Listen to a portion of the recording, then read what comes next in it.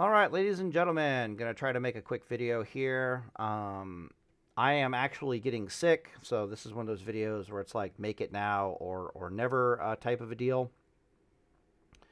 Um, but yeah, so I uploaded a video recently with me using Stamina Spirit Gear to tank Scarlet Monastery Library, which is basically what we got showcasing right here. And basically the first entire run through, I did not have Righteous Fury buff up. Like I start with it like it's on 3 minutes right here, and then like literally I don't turn it on again until after I die. So eventually, in one of these pools, we get killed. I'm looking for the ghost screen. There it is. So we get wiped. I don't even have it when we're getting wiped, which is fun. I die. We come back, and then of course one of the first things I do is put back on my Righteous Fury buff. I actually uploaded this video not even realizing I tanked the entire first half of this not first half. I tanked the first dungeon of this run without Righteous Fury up. This is basically a holdover from Season of Discovery. In Season of Discovery, we don't have to rebuff these. They just last forever. But if you die, you have to rebuff it. And apparently that's still in my system. So that's fun. But it brings up a wider point. So a lot of people in the comments are like downvoting the video. And it's not that bad. It's like at 70% upvotes or whatever the heck it is. But it's really the comments that are kind of bothering me and actually making me want to make this video. Where the hell is it? Video details? Nah, go back. Okay, cool. Yeah, it's at like 70%. The first one I did, which was down here, which is the Scar. This is, damn it, what is it? Stockades. I did a tanking video for Stockades. A little bit better on the reception, but the comments weren't. In the library video, basically people are telling me that I suck and I'm awful or some shit like that. And in this one, they're telling me I didn't get any comments like that. So this is kind of making me want to make this video. Normally, I would just laugh this stuff off and move on with my life.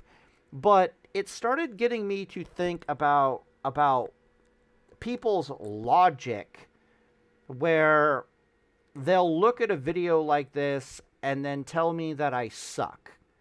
Because I'm curious what they see versus what I see.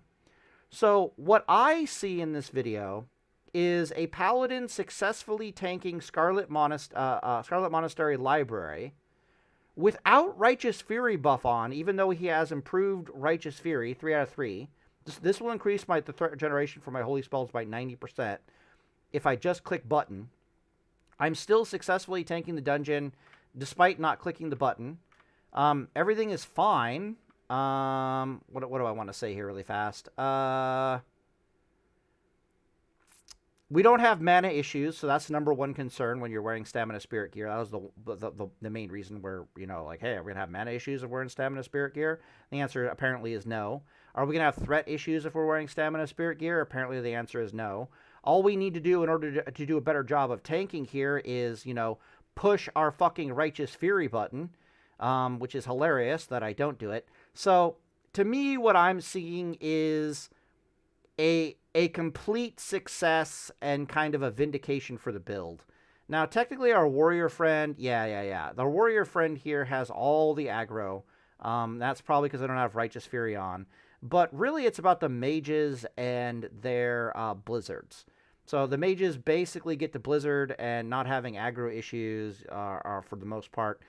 Everything is fine, even though it could be like a million times better here. So my brain basically says this is a success, if that makes any sense. It's like, oh, the guy fucked up, didn't press the Righteous Fury button, but in my brain it's like I'm so successful that I don't even notice I don't have the Righteous Fury button up. My teammates don't even notice that I don't have it up because there's still success, if that makes any sense. I've been in situations where I don't have the Righteous Fury up, and you notice immediately because you're just not holding aggro, and you start looking around like, Jesus fucking Christ, why can't I hold aggro? What's going on here? It doesn't take you very long to find that your Righteous Fury is not up. In this particular case, I wasn't having that much of a problem, so, blah, blah, blah, blah. So to me, this is just success, even though it's kind of terrible. All right, so that's the first point of logic. The second point that I want to bring up here is that if you haven't been around the channel for a while, I'm actually mechanically terrible. I'm kind of absent-minded. I'm mechanically terrible. It gets even worse if I'm trying to record a video. There's like, if you notice when I record videos, like of me actively playing, I'm talking to myself constantly. The reason why I do that is because I can't focus and talk otherwise. So a lot of people are asking like, hey, why don't you stream? You know, blah, blah, blah, blah, blah. The answer is I can't actually watch and have stuff going on my screen to concentrate on and talk at the same time. So, for example, I'm going to play this TBC clip video of me dueling in TBC on like a henhouse server back in the day. And I literally have to turn off my monitor in order to talk to you guys. Because if there's any kind of motion or stuff for me to look at on the screen, like I just can't focus that well. If I'm actively playing a game and trying to talk to you guys, my concentration and focus goes down noticeably. And I just do this constant, like, narration of what the hell I'm doing and planning on to do to just try to help me focus, if that makes any sense. All right, so the point I want to make here is that if you haven't been around the channel for a long period or for that long, you might not know this about me, but mechanically, I am not very good at Classic World of Warcraft. Historically, I've been even worse, which is why I'm showing you this video right here. Back in the day, I used to be a keyboard-turning clicker. It was only in Season of Discovery where I started trying to wean myself off of being a clicker, so I don't click anymore. When I watch these old PvP videos of like me fighting in TBC and henhouse and stuff, I actually find it a bit cringe watching me click all over the place. People used to give me plenty of comments that the clicking is really bothering them. And it turns out that now that I'm not a clicker anymore, it bothers me as well. So pretty funny stuff. But yeah. Does it matter, though, is the thing I really want to talk about. And there's a fun way to explain what I really want to say in this video, and then there's like a quick, boring way to say it. We're going to do the more lengthy, time-consuming, fun way to explain this thing that's on my brain. All right, so the first question you have to ask is this. When it comes to people who make guides, both PvE and PvP, who do you want making your guide? Do you want the guy who is like 10 out of 10 knowledge with the class, but is 5 out of 10 mechanically? Or do you want the guy who is 10 out of 10 mechanically, but like 5 out of 10 knowledge-wise? Obviously, the main stat for making guides on anything in a period is knowledge, right? So we want the guy who knows what the fuck he's talking about making the guide. We don't want the guy who is, it doesn't really matter how mechanically skilled he is in the grand scheme of things, right? So I find that kind of interesting. It's like, oh, everything Pallytime says is correct, but he can't find his fucking Righteous Fury button. Or everything Pallytime says is correct, but he's still a keyboard-turning fucking clicker. Who gives a shit?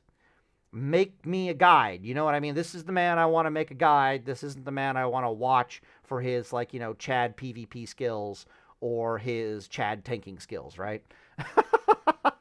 So that's the first point I wanted to make. But then here's the fun one that I want to make, logically speaking. You will often hear me say things like, I am the second best or the number one best Paladin PvPer in the fucking world. All right? And I say this while I'm aware I'm probably dueling a rogue or a mage right now in TBC as a keyboard-turning fucking clicker. And these statements can be kind of incongruent because you might think to yourself, how in the flying F can you both, can you attest to being the best Paladin PvPer in the world and admit to having 5 out of 10 mechanical skills on your Paladin or being a keyboard turning clicker? What the fuck is wrong with you? Those two things on the surface seem mutually exclusive, right? One sec. Let me do some coughing and stuff here. Nah. Like I said, kind of getting sick. Like, we're right on the edge of getting sick here. So we're just drinking Coca-Cola to wake us up. All right, so here's the fun way to explain it. The fun way to explain it is, imagine there was a dueling tournament where all the best PvPers in the world, Paladin PvPers in the world, not even the best, like all the Paladins in the world were involved in this dueling tournament. And we could see in no uncertain terms where Pallytime ranks in this hypothetical dueling tournament, in this thought experiment dueling tournament, right? What you would find is that I'm not number one best Paladin PvPer in the world. I'm not number two. I probably wouldn't even be top 100. I might not even be top 1,000 best PvPer in the fucking world, like, unironically. So, and then, if you asked yourself, okay, why is Pallytime not the best Paladin PvPer in the world? Why is he only, like, top 100 or top 150 or something stupid like that?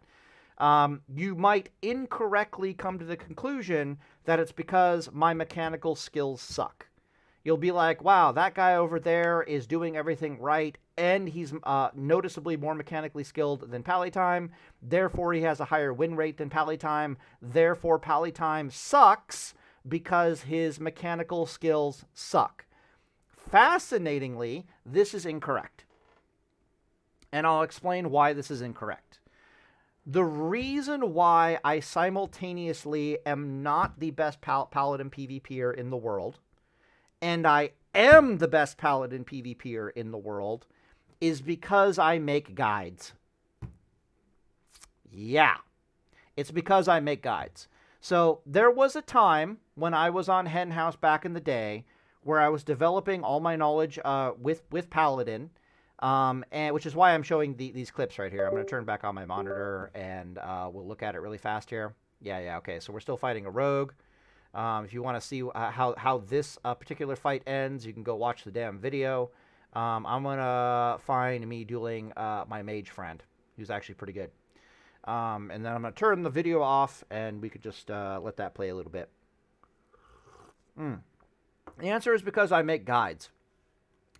And I want you to imagine a world, okay, and here's why. I want you to imagine a world where Pallytime doesn't make PvP guides, and he is now in that dueling tournament, right? That theoretical, hypothetical dueling tournament.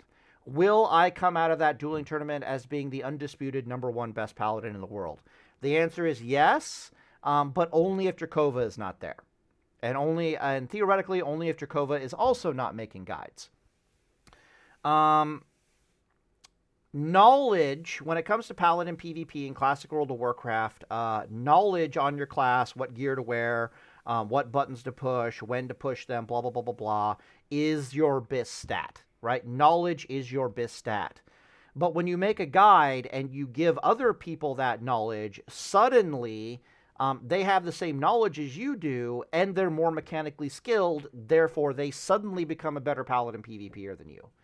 But if a world existed where I did not make guides, I'd be like undisputed number one best Paladin in the world right now. And that's just kind of the way of things.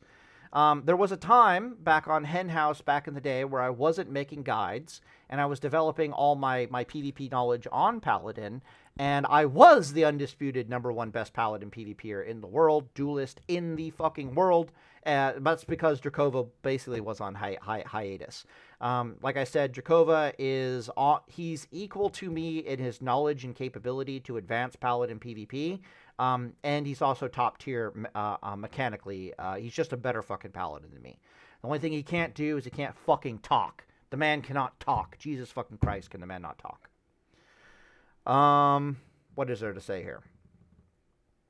Right. So I find myself in this weird situation where I'm simultaneously the best Paladin PvPer in the world, but the sheer act of me making guides knocks me off of that pedestal, and so I kind of exist in this weird realm of, like, not mechanically skilled enough to be even a top 200 Paladin player, But if I ever stopped making guides for 6 months, I would suddenly shoot up into like the top 10 best Paladin PvPers in the world. Just because the knowledge is the best stat. And the whole reason why I'm showing, turning back on my monitor here, the whole reason why I'm showing these henhouse footages over here is because, I'm checking to make sure we're recording, is because this was a situation that is happening in these videos, like right here, the old TBC videos. I'm on a henhouse. I haven't put out my PvP guides yet. I'm developing Paladin for a TBC PvP on a private server, and then people just cannot fucking stop me. So before I made any guides on TBC, Paladins did not beat rogues.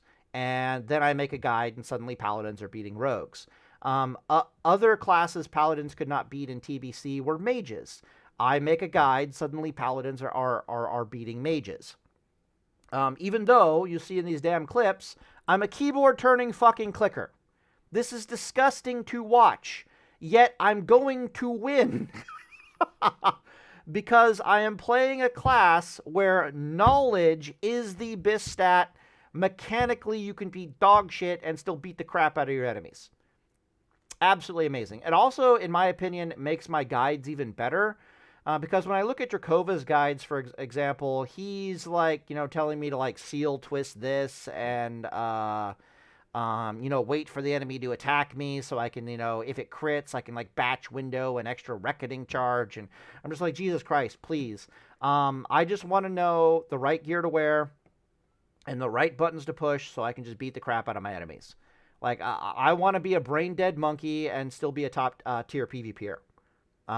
Where's that Paladin guide? And if you want that Paladin guide, you watch a Pallytime video. Easy peasy. But this has basically been history back in the day. So, back in the day, Paladins never beat, this might sound weird to you guys, like 2000... the old classic WoW came out in 2019, and I was dueling on Henhouse in 2018 in anticipation of classic WoW coming out, right? So basically the 6 months before classic WoW came out is when I was on Henhouse dueling for like 14 hours. It's 14 to 16 hours a day, constantly just getting really, really fucking good at the class.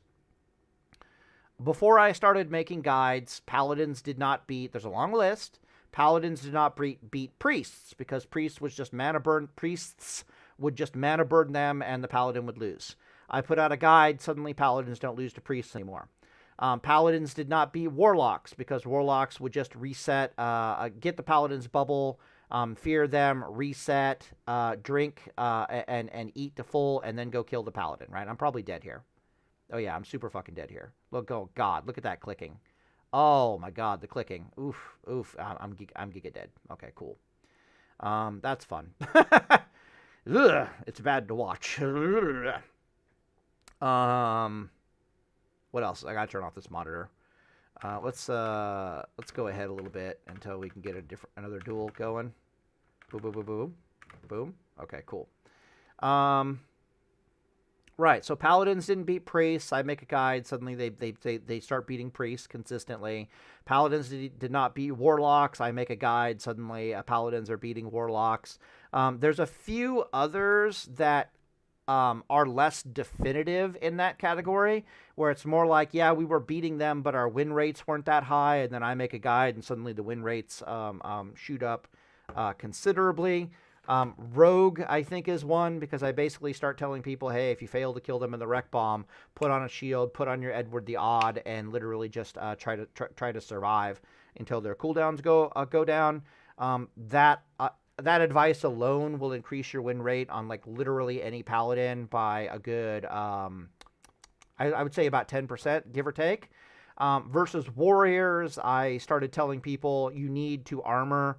You need to rage starve the Warriors. So we're gonna wear a shield. We're gonna beat the crap out of them with Edward the Odd. We're gonna have a super high amount of armor, and we're gonna use bubble shields. We're going to rage starve these fuckers, and that not only increased the win rate on them, but when it was discovered in Classic World of Warcraft that their, what is it called?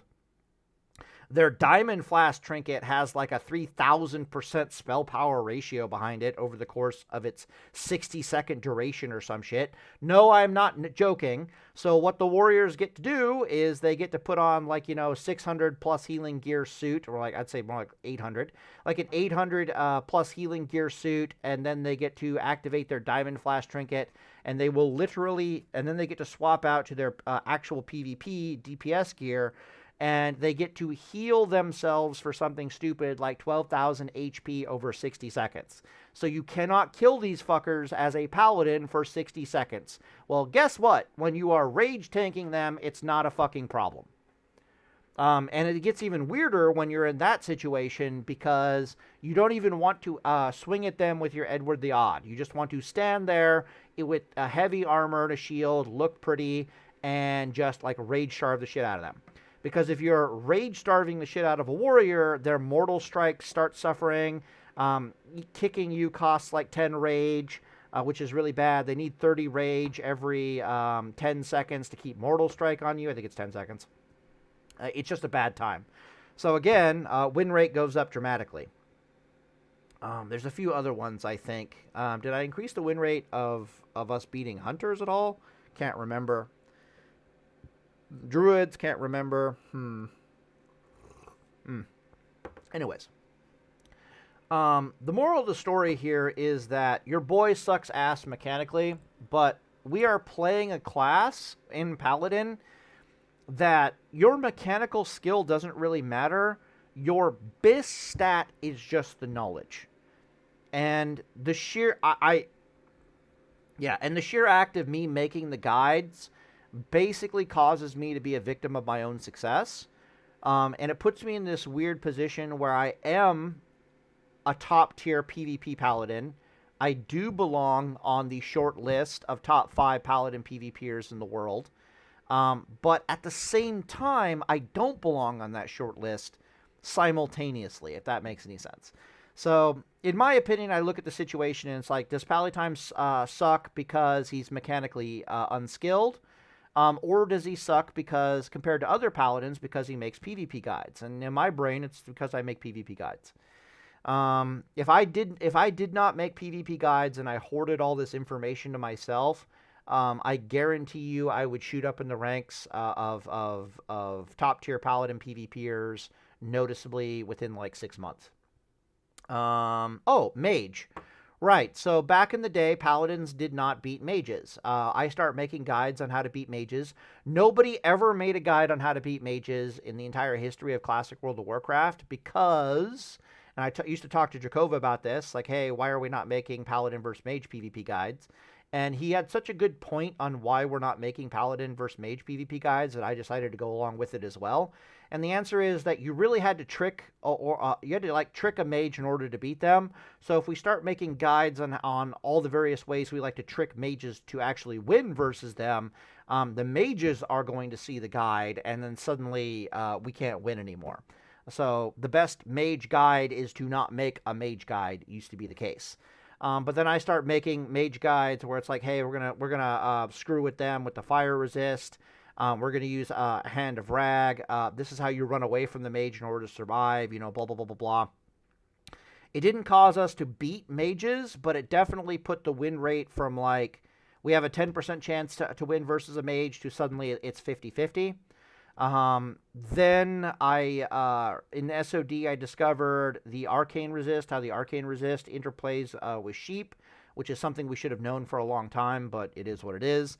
And now suddenly we're also factoring in that we can make the sheeps only last like 14 to 16 seconds with something as simple as like an Arcane Resist cloak and a 1 or 2 Arcane Resist rings that you buy off the auction house, and like a Magic Resist potion, which is like 20 silver on the auction house. So we're finally getting there to where we're actually able to beat mages.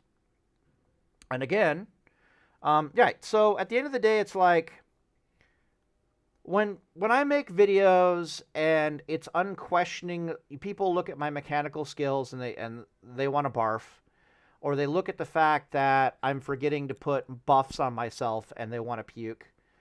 I understand that, but it doesn't change the fact that I'm still a fucking god, if that makes any sense. And that might be arrogant for me to say, like maybe it is, maybe it isn't. But I don't think it is. Like, I'm not seeing the logic here, right? Where it's like, let me turn back on the monitor here.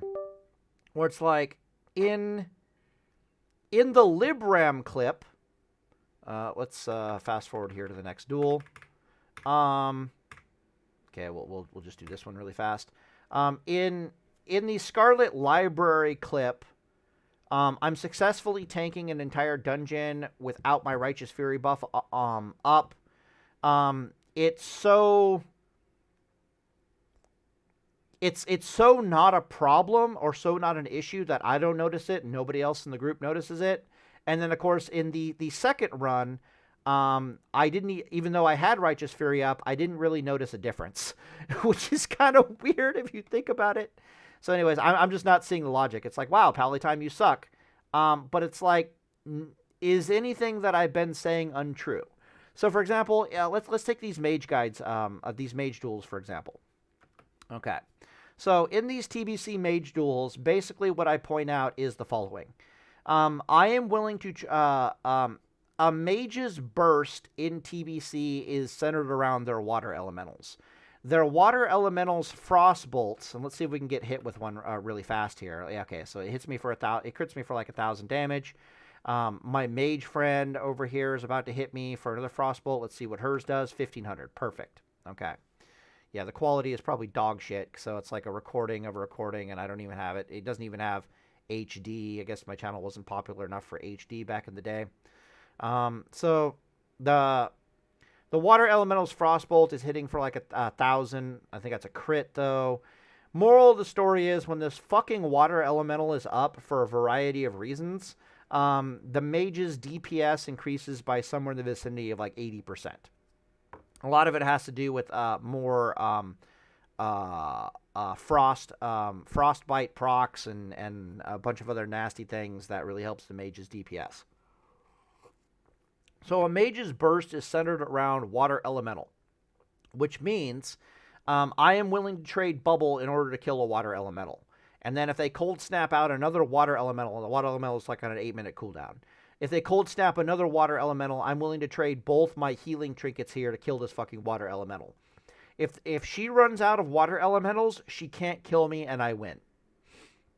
And she can't kill me and I win for a variety of reasons, blah, blah, blah. I'm wearing the right gear. I'm using a lot of plus healing gear, yada, yada, yada. Also, these water elementals have like no HP whatsoever, so they're super easy to kill. I am willing to trade bubble and my trinkets, my life, my soul, everything to kill these fucking water elementals, because when these water elementals die, mage cannot kill me. I'm just going to beat her to death. It just is what it is. So you can see she's desperately trying to end the fight because she knows it. I know it. She's out of water elementals. Everything she's doing here is telling me she's out of water elementals. I'm just going to fucking heal to full because I am wearing the right gear. Even though I'm a keyboard turning clicker, I think she'll just end the duel here in any second. She'll be like, well, I lost, because she knows what the fuck is about to happen. Ooh, there's a frostbite proc. Take a big biff to the face. She has no mana, so she can't do anything. We're just going to run her down and beat her to death. GG's. Sheeps only last 10 seconds in TBC. We can fast forward here really fast. Okay. Still trying to kill me. It's not going to work. Still trying to kill me. Not going to work. Now she is out of mana. Turning into a sheep. Trying to drink. It's not going to work. My MP5 is too high. And then she's just going to get ground into pulp. Fasting forward. Yeah, she just quits. She quits because, oh, she's out of water. Okay. But anyways, she would have died anyways. Is the TLDR there. Now, I look at all this and I ask myself a simple question. Does me being a keyboard turning clicker here change the outcome of the fight? No, obviously not. I still win. Does it change the outcome of any of the information that I give you guys in like my Paladin versus Mage PvP guides or whatever? No, it doesn't change anything. Being mechanically skilled just makes things better, if that makes any sense. So when I'm running her down with my two-handed weapon here, in theory, I should be seal twisting, right? I got enough mana. We have enough mana regeneration, so we stun her. We should seal twist, like, you know, at least like a rank 1 seal of command. I do believe this build has seal of command. Maybe this is the one that doesn't have seal of command. But if I got something to, yeah, seal of blood, right? I should be twisting seal of blood, seal of vengeance, like, you know, something into this mix. Rank 1 seal of command is perfect because it's really low mana. Technically, I'm in a mana fight, but I have plenty of mana, and she's going to sheep me. I should be seal twisting, but I'm not. But none of that is going to change the outcome of these fights. Let's see if she gets me in the next one. I probably already went through both the water. If you see me using a two-hander, it's because I already got both the water elementals dead. Like, beyond... Yeah, okay, so I'm super low, so I probably just got done killing a water elemental. Okay, PvP trinkets are still up. Okay, we killed that water elemental pretty good. We're really low life. Okay, there's a trinket. Okay, cool. There's my other trinket. I'm just not fucking around. She's trying to get me. I already used bubble. I can see it down here. Bada big, bada boom. But you can't kill me. No water elementals. I'm not going to die. It's just not happening. Oh, look, I got frozen, so that's probably going to crit the shit out of me. I don't care. Nope, don't care. Literally don't care. Right. So anyways, had enough comments from that video that this basically just wanted me to make this video and talk about it because I just don't get the logic. Like, I just do not see the logic. Pallytime, you successfully tanked a dungeon without Righteous Fury up. Are you trolling? I was like, no, I just forgot to put Righteous Fury up because SOD, I need to untrain myself. Pallytime, you successfully tanked a dungeon with or without. It's like, I don't know. I don't know what to tell you. Like, is anything I'm telling you incorrect? No. Does it change anything? Do I need to seal twist to win here? No, I do not. Do I need to not be a clicker in order to win here? No, I do not. Like, I just don't get it. I do not get it. Now, seeing myself die and being a clicker really bothers me. I'm not gonna lie. Anyways, I'm just rambling at this point, so I'll just end the video here. Okay, there's Reckoning. Let's see it. Now, that's a perfect time to twist. Right? My Reckoning is active. Perfect time to twist on my boy here. And I would just be a better Paladin if I was better mechanically. But I'm not, so it is what it is. Okay, so I stun him. Yeah, if I got some twisting, he would have just probably died there. Interesting. But it's not going to matter because I'm going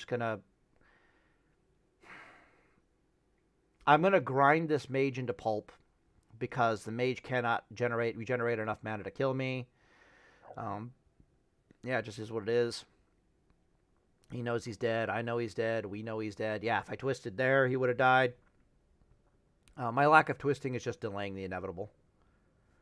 Fast forward here really fast. Yeah, once these wraths go out, she's dead. All right, cool. We'll end the video here.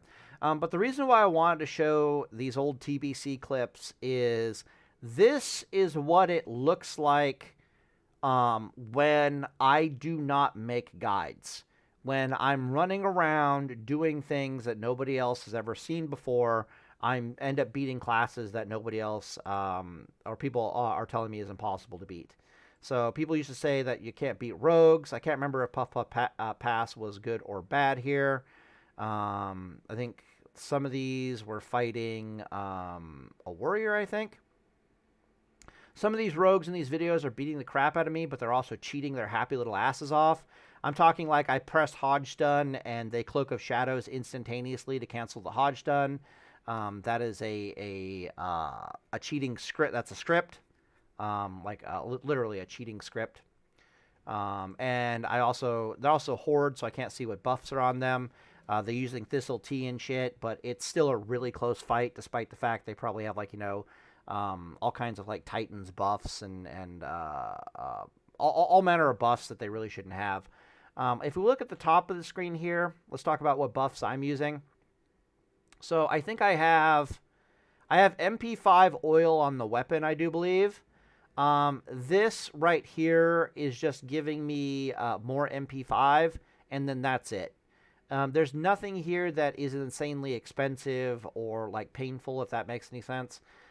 This is like a hilariously, it is cheating in a duel technically, but it's an incredibly minor amount of cheating. This is the equivalent of, in classic World of Warcraft, you're dueling a mage and you use a magic resistance potion. No mage I ever fought really cared about it, period, because they were just tickled pink to see a paladin can even beat a mage in classic in TBC. Holy crap, I almost died there. Yeah, let's stop that. Shut the fuck up. And now I think she loses, but that was close. They were just tickled pink to even see that I could win. And the MP5 gearing was a decent component to that. I also have no idea. Oh, I guess I can see her buffs. Yeah, she's not cheating. Theoretically, she's not cheating as much as me. But yeah. Anyways, I'm in the video here, and Deus Vult. How do I put this? I honestly think it makes my guides better that I suck. Because if I can beat people as well as I do beat people in duels and in PvP, and I am this shit at mechanically playing my paladin, it's like, Jesus Christ, imagine if you're actually good mechanically with the paladin and you just take my ideas into PvP. And we've actually seen what happens when people do that in like dueling tournaments. So a lot of paladins have actually won server-wide dueling tournaments. Literally just following my PvP guides, and they just have, like, noticeably better mechanical skills than me. My goal for Classic WoW, believe it or not, is to learn seal twisting. So if you guys can type the seal twisting macro in the comment section, you guys have given it to me before in the past, but I don't want to dig through the comments to try to find it. Type your seal twisting macro for me in the comment section so I can put it on my paladin and actually play around with it while I'm leveling. I need to learn how to seal twist. Like, for the love of God, I need to learn how to use my macros for seal twisting. Drakova, someone mentioned in the comments sections, and I recall Drakova like kind of saying this. Drakova points out that for seal twisting with a paladin, you really should only do it on the close. So when I make contact, like do it in your first auto attack that makes contact with your opponent. Otherwise, seal twisting is like a waste of mana. It's like too hard for him to get it off. Now, if Drakova is telling me that it's a waste of mana and too hard for him to seal twist every auto attack, you better fucking believe I'm not going to do it. I don't have a swing timer add-on or nothing to help me with that shit. And Drakova has the swing timer, is noticeably more mechanically better than me, and he's still telling me don't try it. And if you watch his videos, he doesn't even do it. So it's not like I can do it, but you shouldn't do it type of deal. So yeah, I'm definitely going to learn how to seal twist on the close in Classic World of Warcraft. Normally, I don't. In Classic WoW, I never had to learn this because, like, as a Holy Reckoning Paladin, what the fuck are we going to seal twist? There isn't anything to seal twist. Am I going to seal twist Seal of Righteousness into, like, Seal of Light? Am I going to twist it into Seal of Justice on, like, the Wreck Bomb? There's nothing really worth twisting. Seal of Light twisting in a Wreck Bomb as a Holy Reckoning Paladin is, like, the closest thing to something being worth it, maybe. But it doesn't get, you can't get any bonus damage in Classic WoW from seal twisting. But come TBC, completely different fucking animal. And now that we're using, like, Heal Reckoning has Seal of Command. Seal of Command is there so you can fucking twist it. Your boy better learn how to fucking twist his goddamn seals, right? So that's on my short list of improving my skills to do is seal twisting. But, oh, that's interesting. Now that I'm looking at that grenade, one thing I set out to do in this henhouse server back in the day was to learn how to throw grenades better. For a long period of time, I used discombobulator rays because I was terrible at hitting people with grenades. But I did a bunch of practicing with hitting people with grenades, and now I'm actually pretty goddamn good at it. All I really learned with the grenades is I'm not the greatest at hitting a moving target with a grenade, so let's just, grenade people when I goddamn well know I can hit them. Like, right now is a perfect time for a grenade because she has no choice but to run away in, like, a semi-straight line. We're catching her because of the plus 15% with Seal of Justice. I don't even know if this build has the plus 15% movement speed. It doesn't look like it. Yeah, I don't think this build has the plus. This is an older build. This build evolved considerably as time went on. But you can see I'm being hyper aggressive here because I know the mage just does not have the mana to kill me. She doesn't have it. That was like the best case scenario. She freezes me in place. She puts in the thingy. Did she lip potion there? Like, what the fuck is all these immune... Oh, it's something else. Okay, whatever. But she just doesn't have the mana to kill me, so I can be hyper aggressive. But you can see it's like there's this element of MP5 winning it for me. And part of it is the gearing of the MP5, and then it is these buffs up here actually have the MP5. But yeah, back in the day, TBC, mages lose to paladins lose to mage, and then your boy is like, hold my beer, and then I change that, and then I make a guide, and then I stop becoming the best PvP paladin in the world anymore because I make guides. Anyways, video's already long as hell, and I'll end it here. And Deus Vult. Oh, other weird facts. I say Deus Vult at the end of all my videos because Drakova says it. My thing is ladies and gentlemen at the start of the video, but Drakova always ends his videos with Deus Vult, so I also say Deus Vult. Some people asked back in the day, like, is it a racist, like, dog whistle or some shit? And I'm like, no. Like, paladins are supposed to be like holy warrior crusaders, so the whole God wills it meme kind of works with that. There's also a bit of a racial element in old classic World of Warcraft. Like, unironically, in like Warcraft 3, the orcs and the Horde in general are kind of like this racially unpure, put upon race. Literally, they had it in the Frozen Throne expansion. In the Frozen Throne expansion, the Blood Elves are being kicked out of the Alliance because the Lordaeron Alliance guys have gotten kicked around by the undead like a football so much that they're basically turning racist against the elves and the dwarves. Like, it's literally part of the lore. My point is, paladins are assholes in the lore. Arthas is a fucking asshole. I don't know what to tell you. What is his name? It's like General Gravis or something. I forget. Gaius, whatever the hell. The dude, the damn dude in the horse. He even casts holy light spells and has like paladin spells. He's like a racist bastard. It's actually kind of funny. So no. It's very fluffy.